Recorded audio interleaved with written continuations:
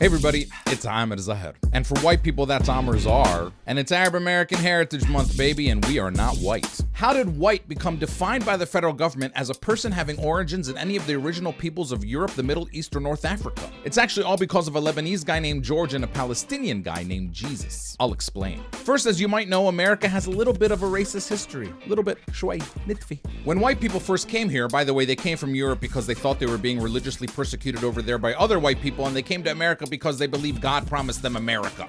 Sound familiar? Eventually, they wrote a Declaration of Independence. They said all men are created equal. Turns out they didn't really mean everybody. The first naturalization law in 1790 stated that in order for one to be eligible for citizenship, he or she must be white. That whiteness thing remained a requirement for American citizenship all the way until 1952. That's a long time. America has a little bit of a racist history. In any case, in the beginning, this didn't cause much confusion as long as all of the immigrants were white. And then Arabs started showing up to America over 100 years ago, starting in the late 1800s. And almost every early Arab immigrant was Christian. Yes, we have Christians because, well, Jesus, he was from where we are from.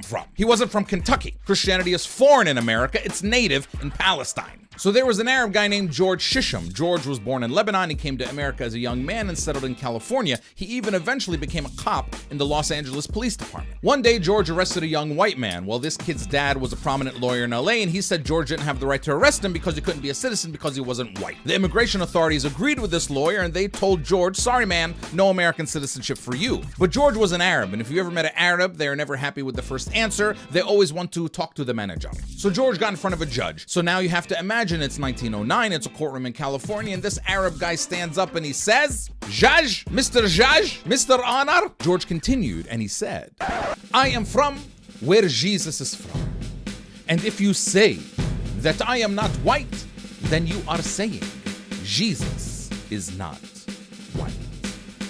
And this white judge looked at George for a minute and he said, Amen. And he stamped his naturalization papers, and that's the first evidence we have of an Arab American being declared white for the purposes of citizenship, all because this white judge wanted Jesus to be white. Do you understand how bad they want Jesus to be white? They want Jesus to be white so bad that they made George, Muhammad, Fatima, Osama, and Saddam all white, just so they could have Jesus. That's how the federal government came to define white as a person having origins in any of the original peoples of Europe, the Middle East, and North Africa. A person, including Jesus. So did the Arab Americans back then really think they were white? I don't know. I don't think so. But I know this, just like every other immigrant group, Arabs had to try to prove it because America forced them to. Because America has a little bit of a racist history. But thank God we had something that white America wanted really, really bad. That guy named Jesus.